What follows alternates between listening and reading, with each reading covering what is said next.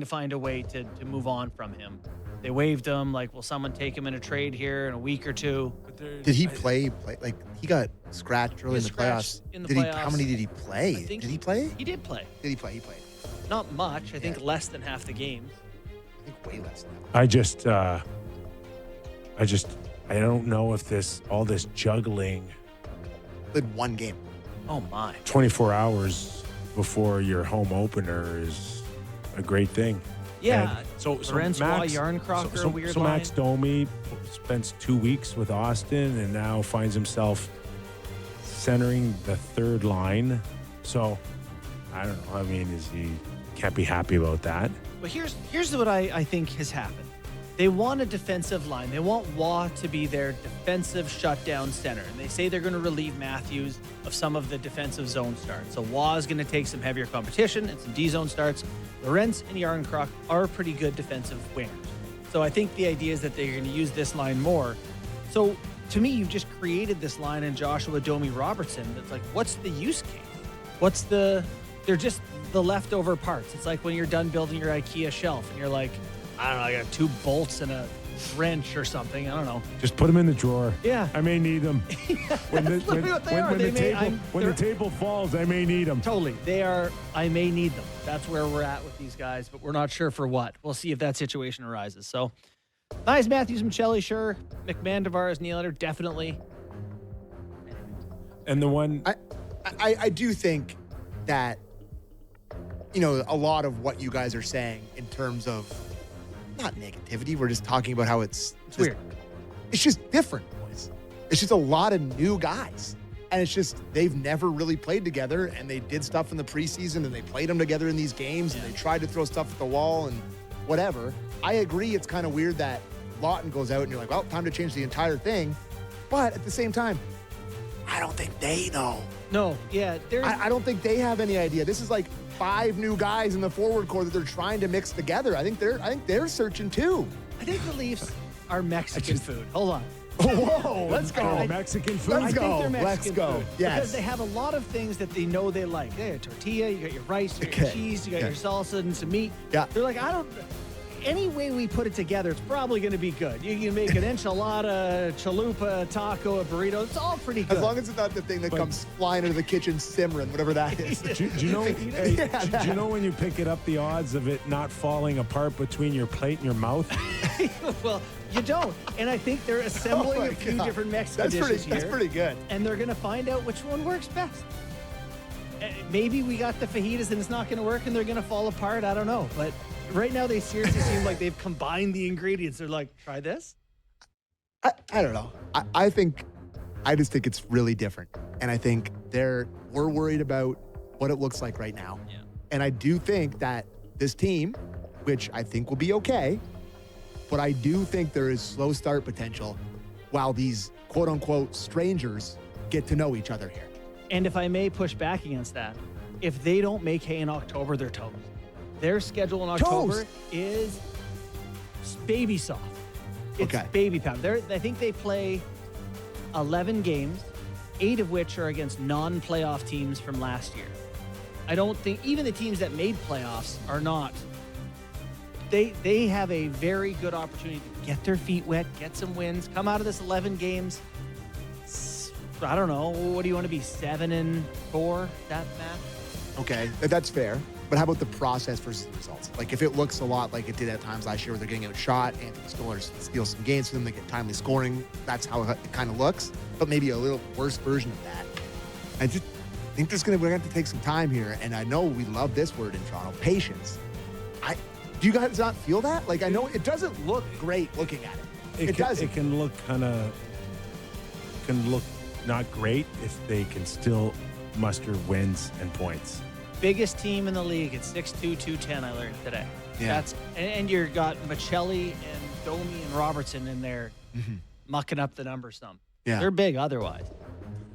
The one thing I'm going to be watching now is Michelli, because you go through training camp, you have this idea that you're going to be playing with Nick Waugh and Dakota Joshua, and there has to be a little bit of a comfort zone at least that, I know what I can get away with out there. I know these guys now, what I might be capable of creating with them. You got a mindset, and then all of a sudden you're like, oh, hey, by the way, you're starting tomorrow night, season opener, with Austin Matthews. Hart Trophy winner and a kid who scored 30-some So goals at 20. just imagine what it's now, 24 hours later, going from that line to now you're going to run shotgun with Austin Matthews and Nyes. We have a clip from the coach about that very thing. Right. Would you like to hear it? Berube, clip 3, please, Derek, on Michelli playing on the top line. I think he had some good practice time with that line, and I've liked what I've seen in practice. Like I said, he's a good playmaker. We all know that he can pass the puck. I think that suits that line for what they have on there and how they play.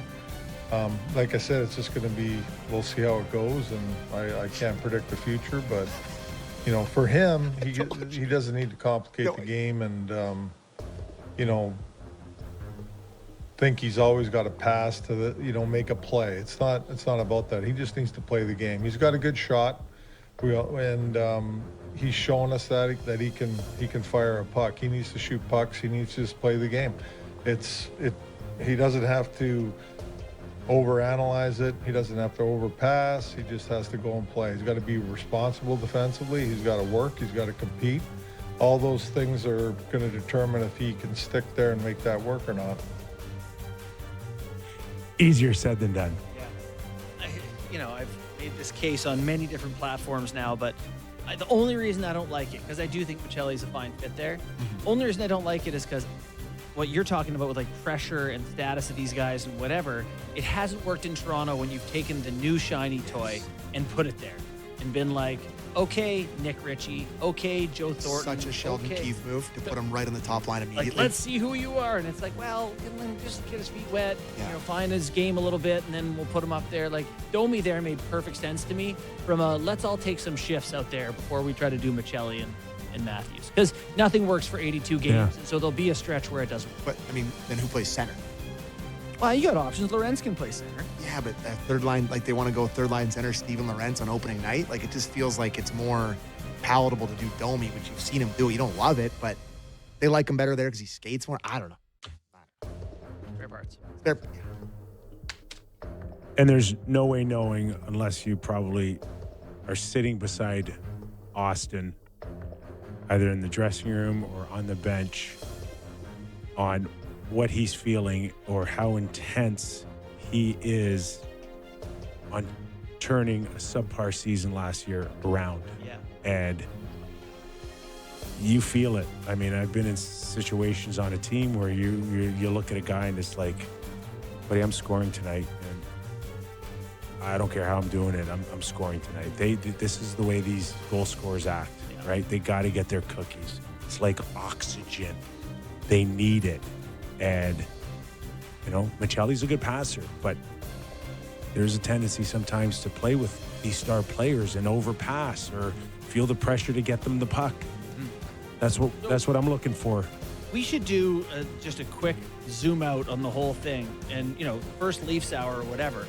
Just what do you expect the Leafs to be this year? What do you think are they going to be better or worse than last year? And why? Show your work. I was never good at long division, buddy. Okay. It'll surprise you. Why are you guys looking at me?